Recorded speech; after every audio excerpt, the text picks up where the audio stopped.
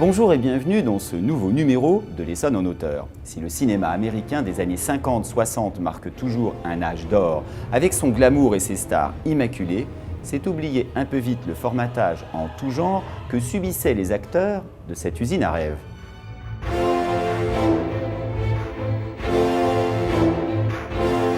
En ce début des années 50, dans un des plus beaux cinémas de New York, un public nombreux se presse pour assister à l'avant-première de la piste héroïque western médiocre d'Howard Hughes.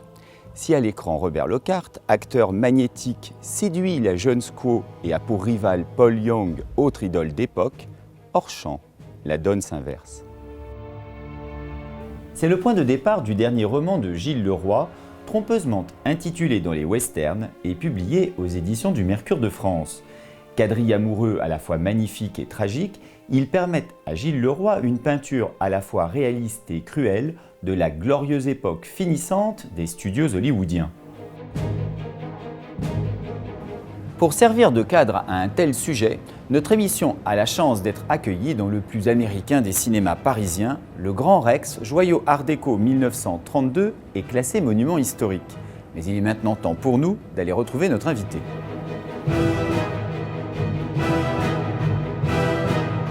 Gilles Leroy, bonjour et bienvenue dans l'Essonne en auteur. Alors, nous avons le plaisir de vous recevoir pour un des meilleurs romans de la première rentrée 2017, un roman intitulé Dans les westerns et publié aux éditions du Mercure de France.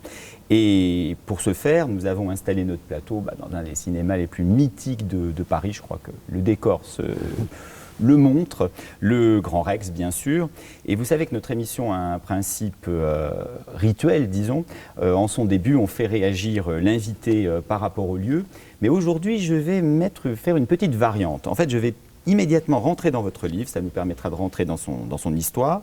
Je vais lire un passage et puis vous expliquerez pourquoi finalement, par rapport au passage du livre, le lieu est bien choisi et vous situerez du coup un peu l'histoire. 100 km de pellicule plus tard, on peut voir enfin le bout de la piste.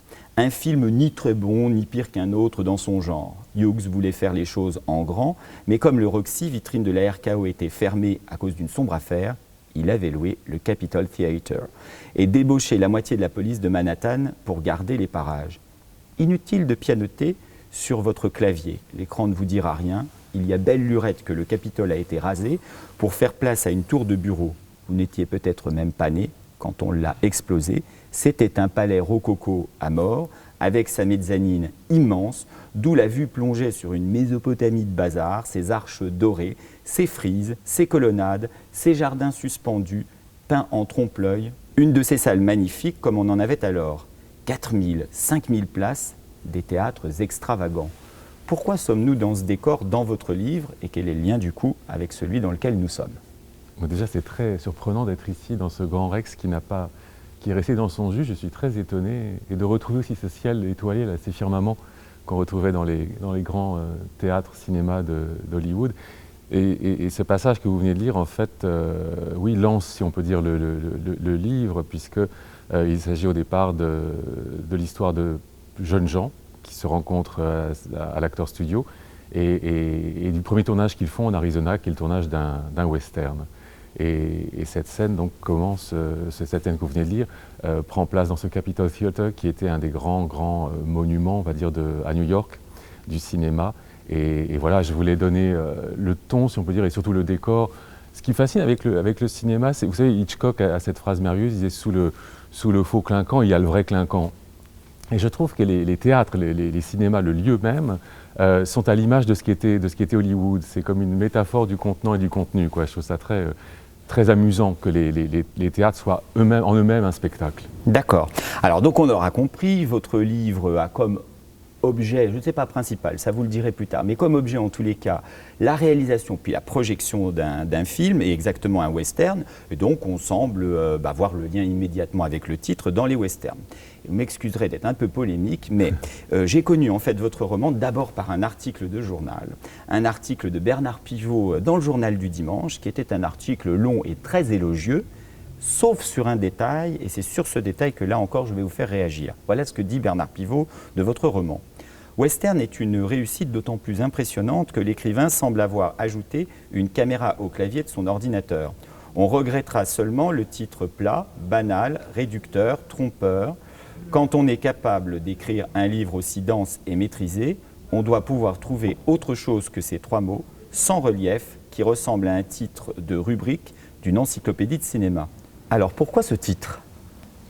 Ah, ce titre, alors bon, la remarque de Bernard Pivot m'a beaucoup marqué, si on peut dire, parce que c'est un peu une tristesse de départ, parce que mon titre originel, j'ai pas pu le garder pour la bonne raison qu'il était déjà pris. Ah, et c'était quoi alors ? Voilà. Bah, je vais pas vous le dire, mais j'étais assez en colère d'ailleurs que l'éditeur qui avait publié ce premier texte il y a très longtemps fasse une histoire, donc on ne pouvait pas le prendre, et c'était un peu un titre par défaut, mais en même temps c'était un titre de travail que j'avais donné, j'avais appelé ça western parce que je ne savais pas comment l'appeler, j'avais dit ça à mon éditrice au moment de la signature du contrat, et puis voilà, et puis quand on a été dans l'incapacité de donner le vrai titre à celui que je désirais, ben on est retourné au western. D'accord. Donc c'était un peu l'histoire d'une déception, et c'est vrai que quand Bernard Pivot a insisté là-dessus, ça m'a fait un peu de la peine, quoi, mais c'est comme ça. Alors écoutez, peut-être que vous me permettrez d'être votre avocat dans cette cause qui n'est pas perdue. Ce titre finalement n'est pas si mauvais dans son aspect évident, parce qu'en fait il ne dit pas vraiment ce qu'est le roman, le western n'étant qu'un prétexte à bien d'autres choses. Bernard Pivot a raison par contre de dire que c'est un roman dense, et finalement eh bien, le titre en lui-même peut décevoir, mais le titre réserve finalement une bonne surprise, car le roman est bien autre chose que le tournage d'un mauvais western en plus. Alors, justement, on va un peu plus préciser l'histoire. Vous avez parlé de jeunes gens. En fait, le livre, structurellement, c'est une interview.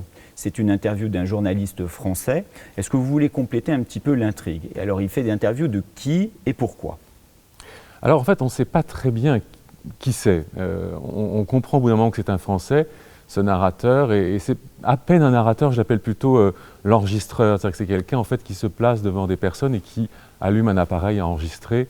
Je voulais en fait que dans ce roman-ci, le narrateur soit le plus abstrait possible, le plus discret possible. On ne connaît rien de son histoire, de son âge.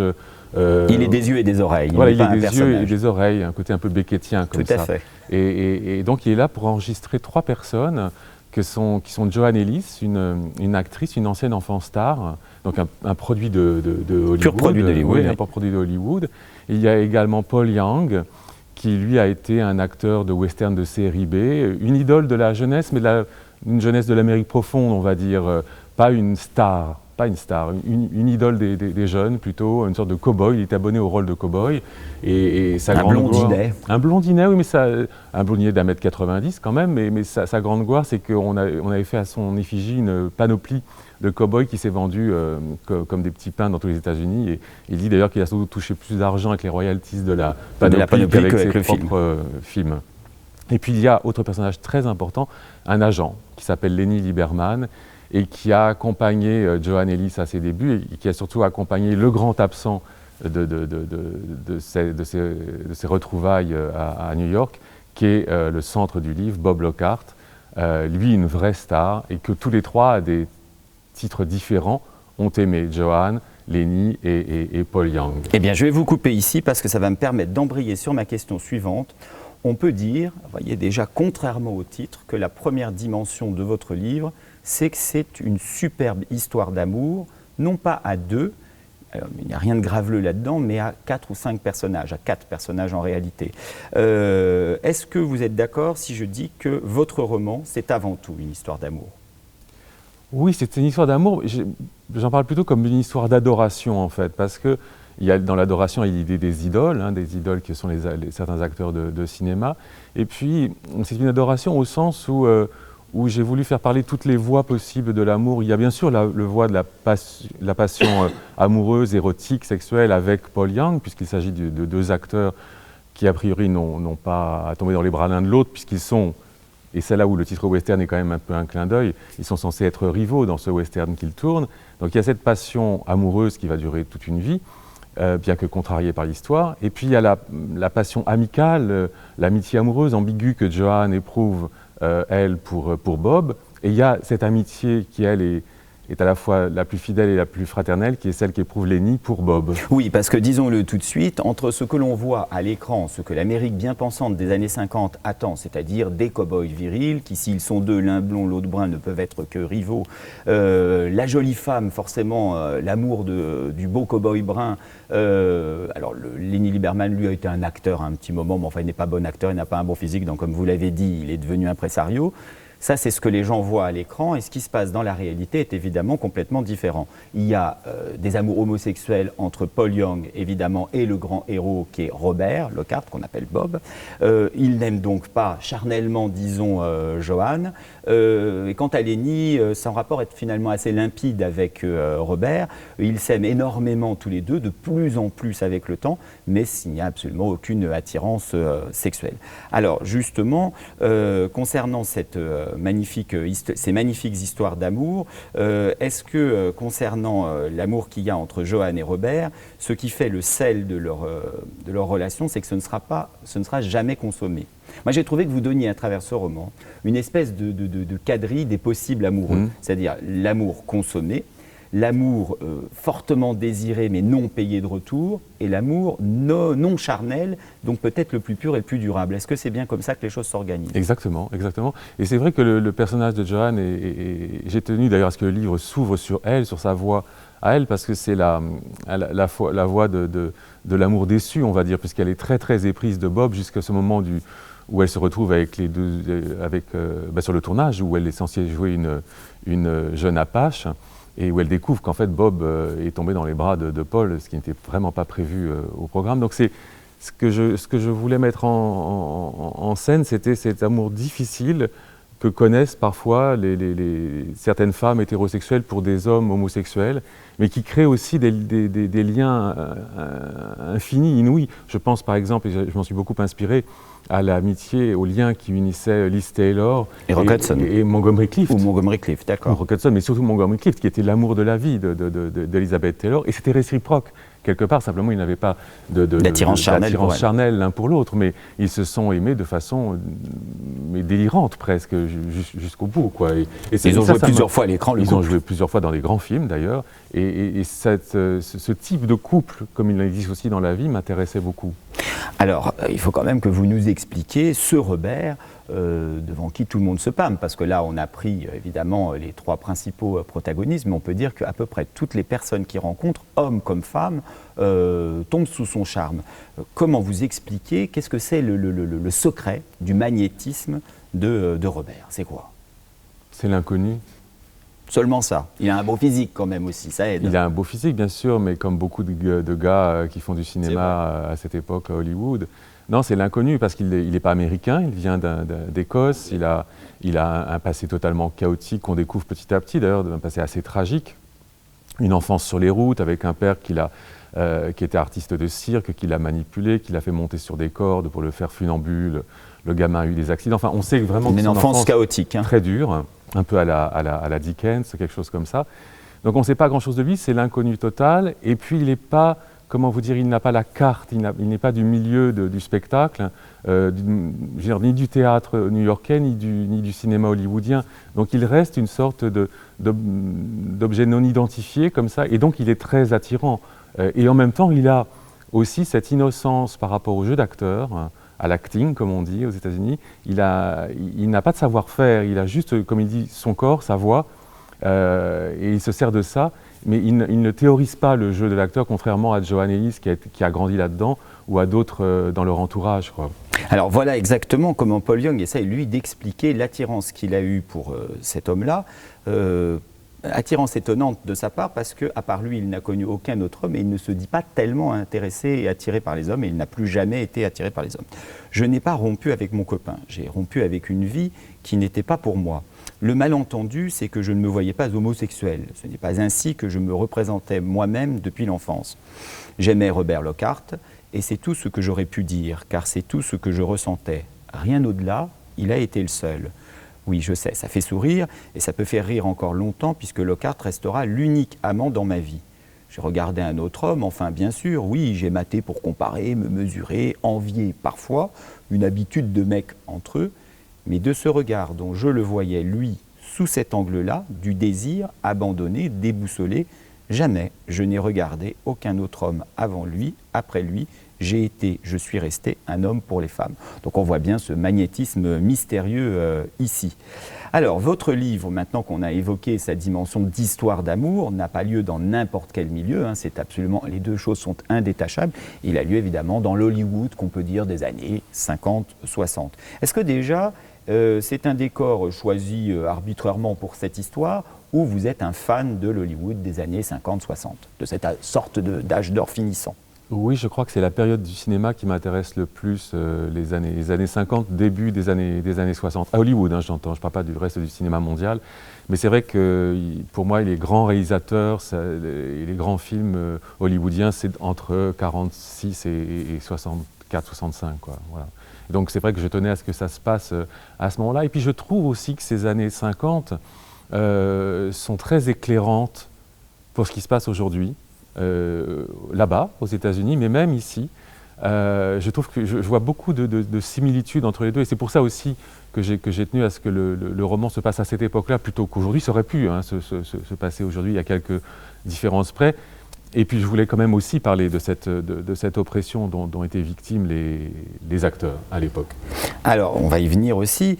Du coup ça donne lieu, tous les amateurs du cinéma de cette période se régaleront dans votre livre, parce que d'abord ça donne lieu à un name dropping extraordinaire. On voit apparaître Kazan, Montgomery Clift, Mae West, Brando. Ils ne sont pas tous servis de la même façon. Faisons tout de suite un sort à Brando. Lui, on ne peut pas dire qu'il est très apprécié des personnages. Hein. Lui qui est plutôt resté une légende pour notre époque, est traité de mémoire, d'immonde phoque, de gros cul, et encore d'autres joyeusetés du genre. Mais le portrait que j'avais envie de lire, qui est vraiment un moment de régal du livre, c'est le portrait de Mae West par Joanne. Alors, est-ce que vous pouvez rappeler rapidement qui était Mae West, parce que c'est un concept à elle toute seule? Ah oui, franchement, c'est une femme composite, on peut le dire. Qui était Mae West Mae West, c'est difficile de la décrire. C'est une créature qui n'était pas très grande, qui se perchait sur des... À l'époque, ce n'était pas encore la mode, qui se perchait sur des plateformes de 20 cm et qui était toujours maquillée comme une voiture volée, habillée dans des fourreaux irréels, parce qu'elle était assez empâtée quand même au bout de quelques années. Et qui jouait les jeunes ingénus passés 50 ans. Voilà, et donc d'ailleurs j'imagine dans le roman qu'elle a tourné. Alors c'est vrai qu'elle s'entichait de jeunes gens très éthérés, très distingués. Et Monsieur Musk, elle aimait beaucoup. Hein. Alors aussi, mais elle avait la double casquette, mais elle était très amoureuse par exemple de Gary Cooper. Ah oui. Et j'imagine donc qu'elle tombe amoureuse de Paul Young dans un des films qu'ils tournent ensemble. Et Paul Young dit en riant, elle était censée être ma maîtresse alors qu'elle avait l'âge de ma mère, voire plus âgée que ma mère. Alors du coup, Joanne en fait là aussi un portrait, et vraiment c'est un régal. Parce que Mae West, il se trouve qu'elle est la voisine de la villa sur la mer de Robert. Et comme elle est sympathique, elle se retrouve une invitée récurrente pour le meilleur et pour le pire. Soir après soir, elle revenait, se donnait en spectacle, comme si tout avait sauté. Pas seulement les coutures de sa gaine et de son décolleté, non. Les frontières avaient sauté dans son esprit. Plus de distinction entre le regard humain et la lentille noire. Nulle différence entre un mouvement de caméra et le mouvement de la vie. Dans sa confusion, elle oubliait de se changer, de passer au démaquillage. Après les télés, c'était devenu son gagne-pain, les causeries du soir qu'elle pimentait de ses pointes aigriardes. Parce qu'on n'a pas dit, mais c'est vrai qu'elle faisait des blagues assez un peu douteuses. Elle arrivait à la villa plus barbouillée qu'un camion mexicain et habillée tout aussi classe en rêve de camionneur, justement se prenant pour quoi? Une pin-up alors qu'elle avait 100 ans. Et ses robes, oh mon Dieu, ses fourreaux de sirène avec une traîne pailletée en guise de queue, les seins qui implosaient dans le corset, le diadème piqué de travers dans le chignon. Non, vraiment, à regarder, c'était pénible. Une épreuve humiliante pour toute femme. Alors, l'autre dimension concernant l'évocation que vous faites d'Hollywood, c'est la connaissance que vous avez de l'Amérique en réalité. Et je me suis demandé si ce livre n'était pas un livre évoquant le cinéma américain par un auteur français, mais plutôt un auteur français qui aurait voulu produire directement un roman américain. Est-ce que vous avez cette impression? Est-ce que vous avez voulu cette chose-là? Alors je ne l'ai pas voulu, mais on peut dire que je l'ai rêvé en quelque sorte. J'ai toujours en tête depuis longtemps le projet d'écrire un jour directement en anglais. Je le ferai peut-être un jour, j'espère. Je ne sais pas pourquoi, je voudrais faire ça. Parce que je sens que parfois je suis un peu à la frontière de le faire, quoi. Je suis un peu, je ne sais plus très bien où je suis. C'est une façon de parler un peu rapide de dire ça, mais c'est vrai là vraiment, je me suis dans ce livre-là particulièrement transporté, quoi. Et j'avais du mal à savoir dans quel décor j'étais au juste. Et parfois, je ne sais plus très bien. Effectivement, dans quelle langue je parle. Mais justement, dès l'origine, vous l'avez bien écrit en français, ce roman. Bien sûr. Parce que quand je l'ai lu, moi je me suis demandé parfois si vous ne faisiez pas exprès de laisser des sortes d'américanismes dans la syntaxe. Je vous donne un exemple, et ça se reproduit très souvent dans le roman.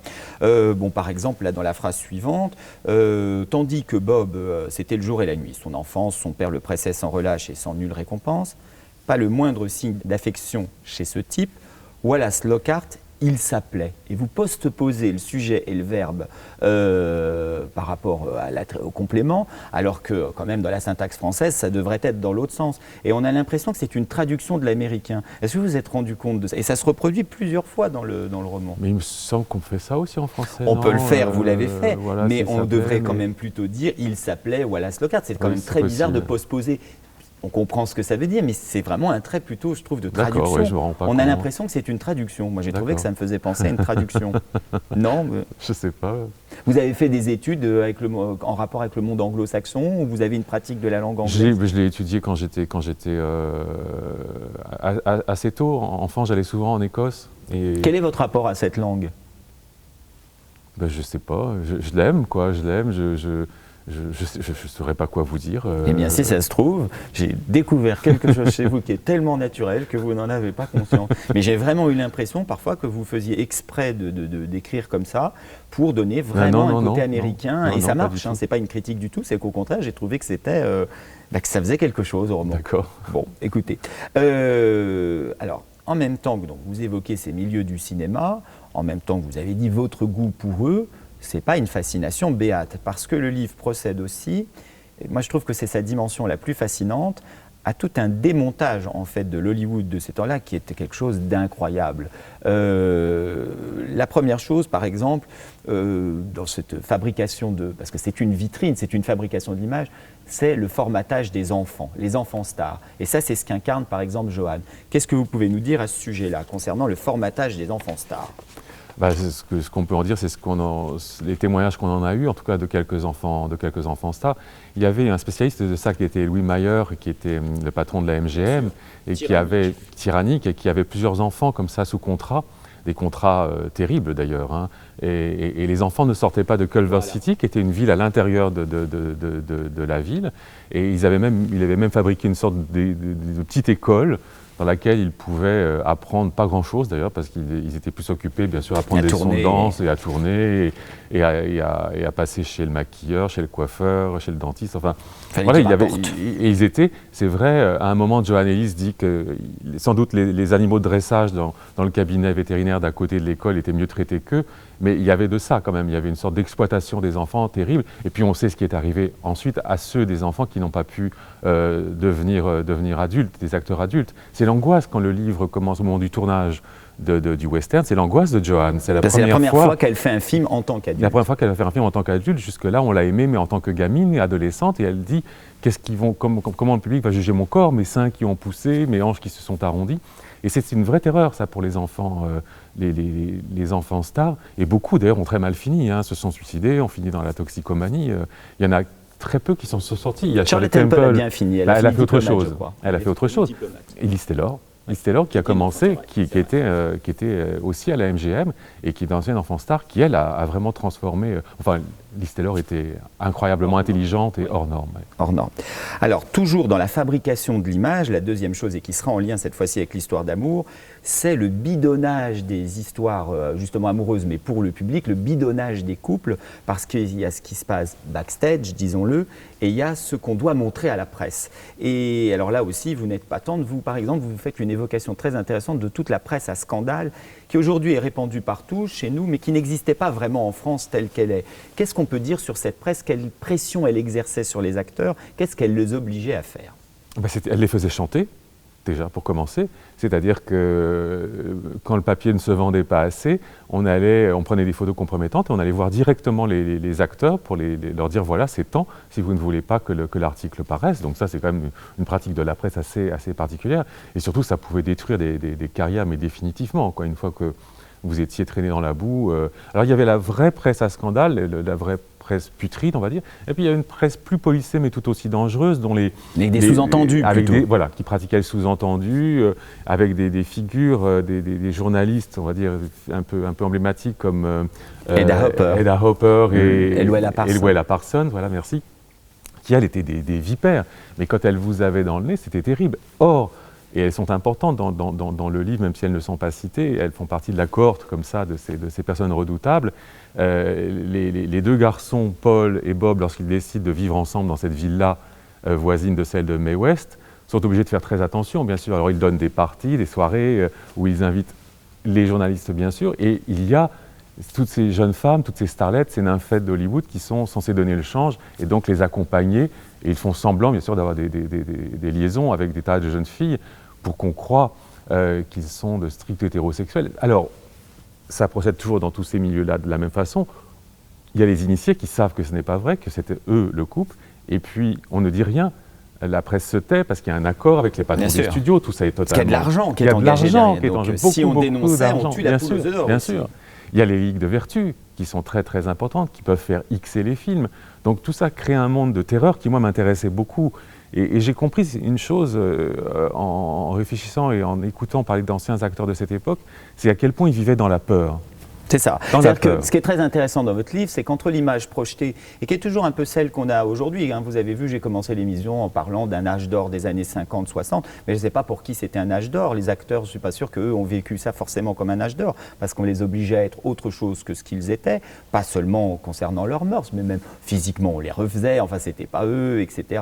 Ils jouaient toujours des choses, un peu fausses, même Mae West, dont on s'est moqué tout à l'heure, cette femme, qui ne voulait pas abandonner sa jeunesse, mais parce qu'elle savait aussi qu'abandonner sa jeunesse et ne plus passer devant la caméra, etc., etc. Alors toujours dans la fabrication des mensonges, donc après le faux couple, le formatage des enfants, il y a comme ça le mal américain dont les acteurs doivent être des représentations et dont Paul a été la victime consentante et à la fois lucide. Voilà comment il explique qu'il a été manipulé par Hollywood. Je ne suis pas dupe de ce que j'incarne, je sais à quoi j'ai servi. De ma mère, j'ai hérité la blondeur, la pâleur, les yeux bleus glaciers, cette beauté blanche, ouais. Et de mon père, j'ai la santé, l'allure sportive et propre sur soi. Le vieux Lou Meyer, donc Louis Meyer, le tyran, cherchait l'homme trophée, une fusion de Gary Cooper et de Wayne, pour séduire les jeunes filles, les épouses délaissées et les mémées rêveuses. Toute femme entourée de pécores rougeaux, de soldats estropiés et d'ouvriers rétamés avant l'heure. Bon chrétien, j'étais l'Amérique. Plus qu'aucun autre, le mari rêvé, comme Lockhart, était l'amant fatal. Des caricatures, oui, si vous voulez, mais plus que ça, des stéréotypes répondant à des segments de la société, des parts de marché. Donc on en revient à l'argument financier, et l'art est quand même assez loin. Bien sûr, oui, il a cette conscience. Il faut dire que Paul, à la différence de Bob, lui, il vient vraiment d'une bourgeoisie très riche. Une sorte de WASP. De WASP, oui, ils ont fait commerce dans le bétail, et Dieu sait si c'est important aux États-Unis. Et donc lui, il a comment dire, l'analyse possible de ce qui est en jeu, et des fameuses parts de marché. Et c'est vrai qu'ils sont fabriqués, et c'est vrai que pour en revenir à la terreur, cette obsession sur devoir se cacher, ça dit des choses aussi, forcément de l'Amérique. Moi, ce qui me fascine dans le cinéma, c'est à quel point il est un miroir et un portrait en creux en même temps de toute cette Amérique profonde, justement. Tout en voulant pourtant, paradoxalement, se dégager de la réalité dans ordinaire. Le glamour, oui. Et il renvoie pourtant une image plus saisissante encore, oui, parce qu'elle est grossie. Mais c'est tout l'intérêt de réfléchir un peu au cinéma. Et ce que je vous disais au départ, le faux clinquant, le vrai clinquant, selon Hitchcock. C'est-à-dire qu'il y a une perception comme ça du monde qui peut se faire par la façon dont il est représenté au cinéma, en fait. Du coup, par l'histoire d'amour dont on a parlé et puis toute cette image fausse qui est propagée à Hollywood, les thèmes qui restent très actuels dans votre roman, bien qu'on parte d'une situation dans les années 50-60, c'est finalement un petit peu tout ce que la société bien pensante et morale veut continuer de faire passer à l'écran, et en creux, donc, les thèmes du racisme, qui sont très forts, de l'homophobie, etc. Est-ce que votre roman peut aussi apparaître comme un roman militant ? Non, moi je suis pas un militant dans l'âme. Il y a des choses qui me tiennent à cœur. Il y a la liberté individuelle. Très important la propriété de son corps. Ça, c'est quelque chose qui m'obsède parce qu'on est régulièrement menacé de ne plus être propriétaire de nos corps. Et donc ça, c'est la tyrannie, la tyrannie première et la plus évidente à mes yeux. Et non, il n'y a pas de militance, mais c'est vrai que je suis un écrivain du réel. Moi, j'écris sur le réel, et donc quand vous écrivez sur le réel, forcément, il y a votre regard est en lui-même une position que vous prenez. Et mon regard, j'essaie de le faire le plus aigu possible, le plus acéré possible, et critique. Et donc, en ce sens, peut-être j'ai l'air de dénoncer comme ça, mais je ne me mets pas l'aspect militant. Je ne me mets pas à ma table de travail, je n'allume pas l'ordinateur en me disant tiens, je vais dénoncer ceci. Non, c'est pas ça. Je me dis ah, j'ai envie de plonger quelques mois de ma vie avec ces personnages dans cette histoire-là. Alors, votre livre qui a donc pour sujet, et on va revenir finalement maintenant à ce fameux western, dont on a dit qu'il n'était qu'un prétexte de départ, mais il fournit aussi une autre piste de réflexion extrêmement intéressante. Votre livre, par le sujet de ce film qu'on ressort à grand bruit, semble aussi une réflexion sur la valeur des œuvres et la différence de perception qu'il peut y avoir entre ce que l'artiste pense avoir commis et comment le public le reçoit, et deuxièmement, comment la valeur d'une œuvre change avec le temps. Est-ce qu'il a aussi cette valeur allégorique, votre roman? Oui, je crois que j'ai essayé de réfléchir à ce que c'était que le jugement. Il n'y a pas de permanence dans le jugement. Le jugement, il est toujours contingent, il est historique. Et ça me fascine toujours énormément avec les œuvres littéraires et encore plus avec le cinéma, à quel point certains films, certains réalisateurs tombent dans l'oubli ou une sorte de mépris. Et puis 30 ans plus tard, redeviennent des maîtres. Ça me frappe avec un de mes cinéastes préférés, peut-être même le préféré, qui est Douglas Sirk, que j'évoque longuement dans le livre, parce que ces années-là où il se tourne beaucoup flamboyant des années 50-60. Oui, parce qu'il se tourne beaucoup de western, mais il se tourne aussi beaucoup de mélos à cette époque. Et Douglas Sirk, c'est fascinant, comme moi quand je l'aimais, quand j'étais adolescent, dans les années 70, et un peu plus tard en 80, quand je parlais de Douglas Sirk, je disais, c'est des navets mélos. Je disais, mais non, vous n'avez pas bien regardé, vous ne voyez pas ce qu'il dit de la société. Aujourd'hui, Douglas Sirk, tout le monde applaudit. C'est absolument. Un culte, absolument. Et je ne sais plus combien de réalisateurs archi-hype et contemporains refont du Douglas Sirk. Il y a même quelqu'un qui a produit, ça c'est un cas extraordinaire, un film, mais qui est un film très contemporain, qui date des années 2000, qui s'appelle Loin du paradis. Oui, j'ai oublié qui en était le réalisateur, et qui est un Douglas Sirk, mais comment dirais-je, à la virgule près, avec des thèmes par contre que Douglas Sirk n'avait fait qu'effleurer, notamment l'homosexualité, on le trouve. Elle est latente dans plein de films, notamment avec les acteurs comme Rock Hudson, mais ne l'aborde jamais directement, et le racisme. Pour conclure cet entretien, j'ai une dernière question à vous poser. Nous sommes en 2017 et il y a 10 ans, donc en 2007, vous receviez le prix qui apparaît en France comme le prix le plus prestigieux, à savoir le prix Goncourt pour Alabama Song, qui portait en particulier sur Zelda Fitzgerald. Qu'est-ce que ce prix vous a apporté justement avec le temps? Avec le temps, c'est vrai que ça fait un peu loin maintenant, mais des beaux souvenirs. C'est ça. Des beaux souvenirs, il n'y en a pas tant dans la vie, des beaux souvenirs. Qu'est-ce que ça fait d'avoir été un jour un lauréat Goncourt? Des beaux souvenirs. Oui, et puis c'est rassurant. C'est rassurant, ça donne un peu plus de comment dire, de présence. Moi, ce qui m'a frappé en fait, et ce qui m'a surtout fait plaisir avec ce prix, c'était d'exister un peu en dehors de la France aussi. C'est-à-dire que tout à coup... il a permis ça? Oui, mais parce vous parlez de prix peut-être prestigieux. En tout cas, il est très très prestigieux à l'étranger. D'accord. J'étais surpris, moi, en l'ayant et en courant un peu le monde pour les traductions du livre, de voir à quel point c'était très très important dans le monde. Donc là, oui, vous vous dites qu'il se passe quelque chose, et j'ai été ravi de voir mon œuvre traduite à l'étranger. Ça m'a fait vraiment très très très plaisir. Donc ça, c'était pur bonheur, quoi. D'accord. Eh bien écoutez Gilles Leroy, merci infiniment de vous être rendu à l'invitation de l'Essonne en auteur dans cette salle qui n'est qu'un reflet de votre roman, pour reprendre l'adjectif de Bernard Pivot quand il était louangeur, un roman dense, et si je peux exprimer une opinion personnelle, un des meilleurs romans de la rentrée 2017, et nous en lisons quand même quelques-uns, dont je rappelle le titre, Dans les westerns, aux excellentes éditions du Mercure de France. C'est ainsi que nous prenons congé de nos téléspectateurs en leur donnant rendez-vous au mois prochain pour un nouveau numéro de l'Essonne en hauteur.